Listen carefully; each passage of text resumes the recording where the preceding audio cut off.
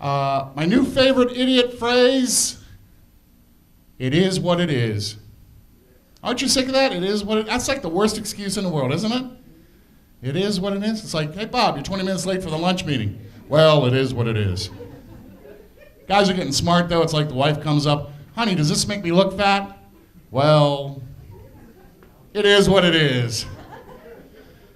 A lot of idiots on TV. Who here has seen that show on A&E called Intervention? Intervention with the drug addicts? There's some messed up people on that show. You know you're messed up when you need subtitles and you speak English. It's like, where'd you put the crack pipe, Mom? And they showed this one poor woman. They show everything on that show. They showed this one poor woman, a multiple addict. They showed her shooting up heroin. Then she did a line of coke. Then she did crystal meth. Then she poured herself a vodka and coke, but they had to blur out the coke can because you can't show everything on TV. That joke's better than that, sir. I know you're grimacing at me, and, you know, it's better than that. Maybe not, I don't know. A lot of idiots in politics, but give it up for President Obama. Won the election, right? I'm a little disappointed, because Mitt Romney was promising to name me ambassador to Loudoun County. Didn't come through. You could tell Mitt Romney was going to lose by the music they had on stage. Like Obama, his rallies, he had Bruce Springsteen on stage. Obama had Salt and Pepper. You remember the group Salt and Pepper? He had Salt and Pepper, the rap group, reunited for the Obama campaign. And Mitt Romney tried a similar thing. He had a rap group from Utah called Salt and More Salt. Didn't quite work out. But I do like President Obama. I like the whole Obama family. I like Michelle Obama. I saw her give that speech at the convention. You saw that, right? She was up on stage, and the crowd was chanting, Michelle, Michelle. And the camera panned over to the audience, and Michelle Obama's mom was sitting in the audience. And she looked so proud. She was smiling and crying at the same time. You just knew what was on her mind, right? She was thinking, I am so happy I didn't name her LaQuisha. Now that joke's funnier than that. But I'm what they call a single issue voter. I'm a single issue voter. I'll vote for any candidate who promises to ban Aretha Franklin from wearing sleeveless dresses. No. Can I get a witness from the lingerie people? Did you see her at the Grammys with the arms? That's too much self-esteem. I know what you're thinking. I'm a big hypocrite because I'm a big guy too. I know. No, I know. I know what it's like to be turned down for a lap dance because you need a lap. I don't blame myself entirely, though. Society's getting bigger, right? I don't know if 40 is the new 30, but I do know that 400 is the new 300.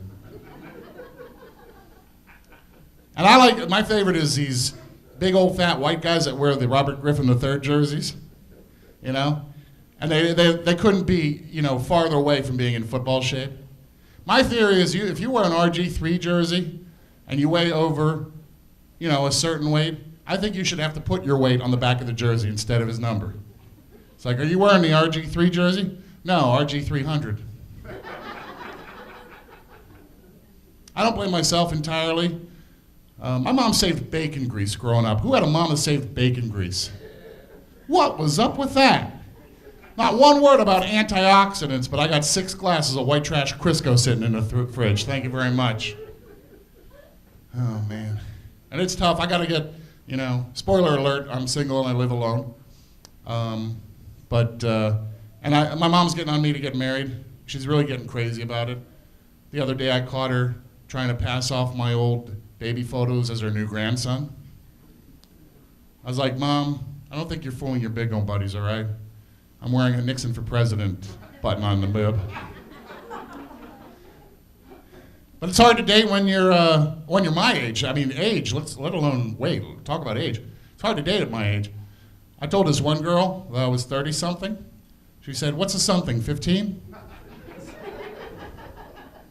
Can you say who's your daddy if you're old enough to be your daddy? I say, I don't know. That's a joke about fathers. You got to include the kids on the. But it's tough to date when you're a big guy. it's tough to read signals from women. Like the other day, I met this girl at the bar, and we started talking. We were getting along great, you know. Things were going well, so I thought I would take it up to the next level, right? I went up to her, and I was like, you know, I think things are going, no, not you, her. I think things are going well. I was just wondering if you wouldn't mind going on a date with me sometime. She looked at me and said, not until you lose weight. I said, that's funny. I was planning on dating you until I lost weight.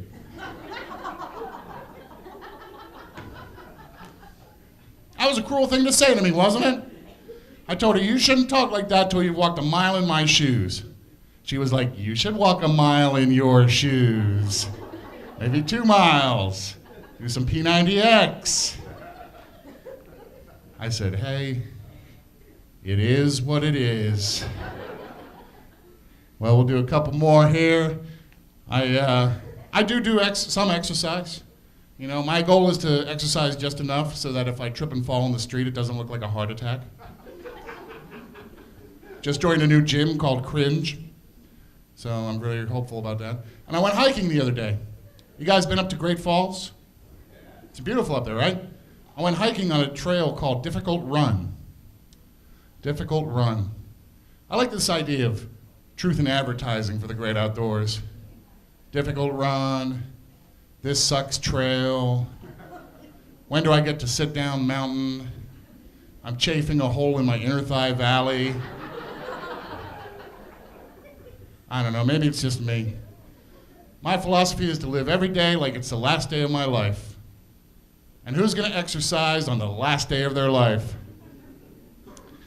So, well, my name is Herricane. That's about it for me. I thank you for listening. Check out my website, herricane.com. That's HERRICANE.com. Have a good night. Enjoy the show.